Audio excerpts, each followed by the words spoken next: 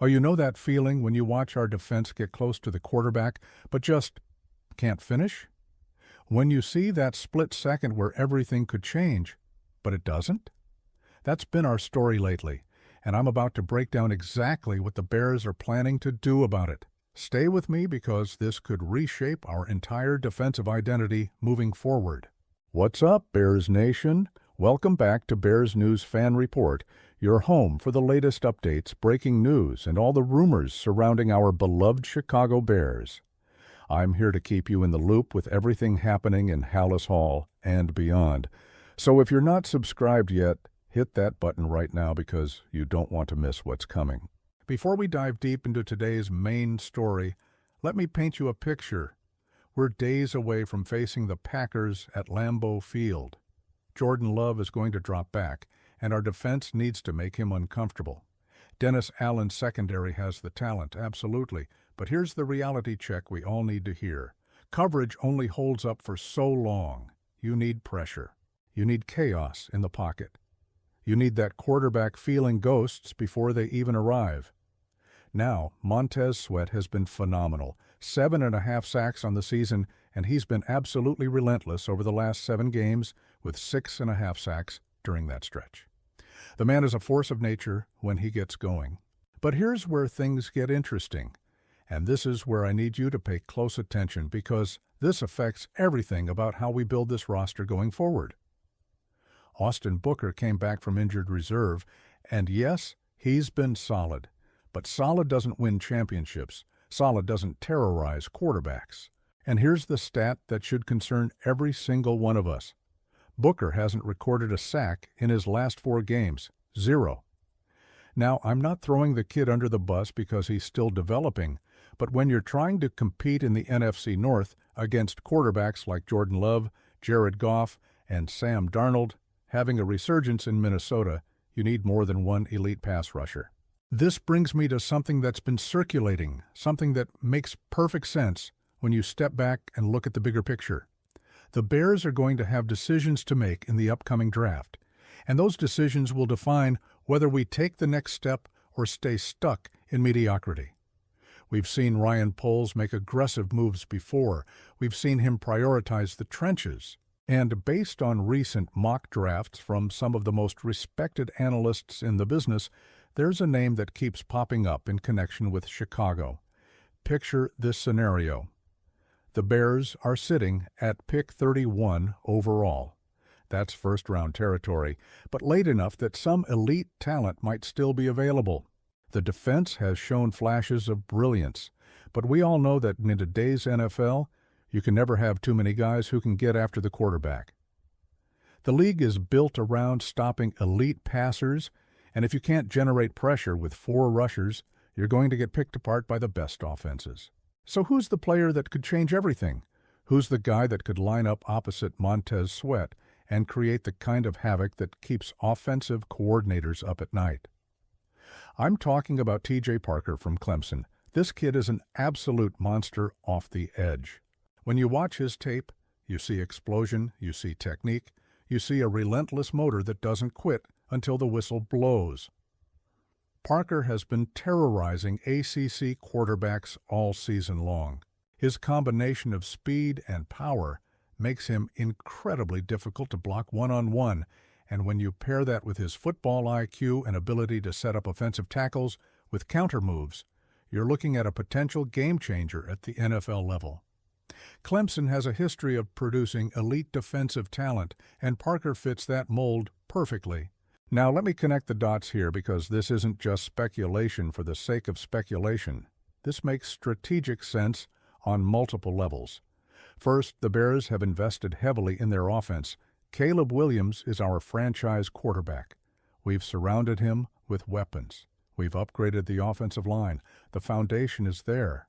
But championships are won with complete teams, and right now, our pass rush depth is a legitimate concern. Second, think about the timeline. Montez Sweat is locked in and playing at an elite level, but we need someone who can develop alongside him and eventually take over as the primary edge threat. Parker has the potential to contribute immediately while also representing the long-term future of our defensive front. That's the kind of value you dream about finding in the late first round. Third, and this is crucial, Dennis Allen's defense thrives when it can generate pressure without blitzing. That allows our talented secondary to play more aggressively in coverage, knowing that quarterbacks won't have all day to throw. Adding Parker to the rotation gives Allen more flexibility in his play calling and puts opposing offensive coordinators in impossible situations. Do you slide protection towards Sweat and leave Parker one-on-one? Do you keep extra blockers in and limit your receiving options? There's no good answer. The mock draft analysis from Dane Brugler, who is one of the most respected draft analysts in the industry, has Parker going to Chicago at pick 31. Brugler doesn't make these projections randomly. He studies team needs, player fits, and organizational philosophies. The fact that he's connecting Parker to the Bears tells us that people around the league see this as a logical pairing. Let's talk about what Parker brings to the table specifically. At Clemson, he's been incredibly productive, consistently pressuring quarterbacks and making plays in the backfield. His athleticism allows him to be versatile, capable of rushing from multiple alignments, and even dropping into coverage when needed. In today's NFL, that versatility is invaluable. You're not just getting a one-dimensional speed rusher or a pure power guy. You're getting a complete player who can adapt to different situations and matchups. His technique is also surprisingly refined for a college player.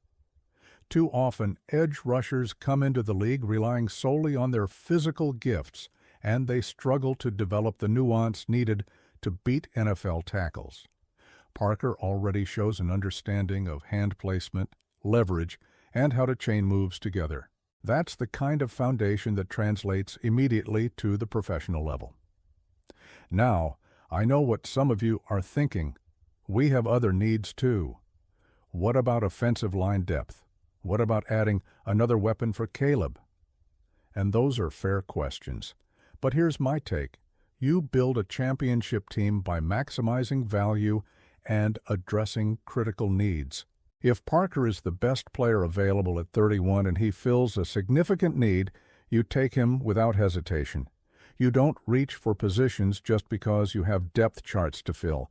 You take the best player who makes your team better, and Parker absolutely fits that description. The timing couldn't be better either. We're going to see in real time against Green Bay just how important pass rush depth is. If Austin Booker can't generate consistent pressure and Jordan Love has time to operate, we're going to struggle to contain that offense. But imagine a future where we have Sweat and Parker coming off the edges, where offensive lines have to account for multiple threats, where Caleb and the offense get better field position, because our defense is creating more 3-and-outs and turnovers. That's the vision Ryan Poles is building toward. This isn't about panicking or overreacting to one game or one stretch of games. This is about strategic roster construction and setting ourselves up for sustained success. The NFC North is getting more competitive every year. The Lions are legitimate Super Bowl contenders. The Packers always seem to reload. The Vikings are never as bad as you hope they'll be. If we want to compete at the highest level, we need to match their talent across the board. Adding TJ Parker would be a statement move. It would signal that we're serious about building an elite defense to complement our emerging offense. It would give Dennis Allen another weapon in his arsenal, and most importantly, it would make us significantly harder to play against week in and week out. So here's where we are. The Bears are positioned to make a major impact in the draft.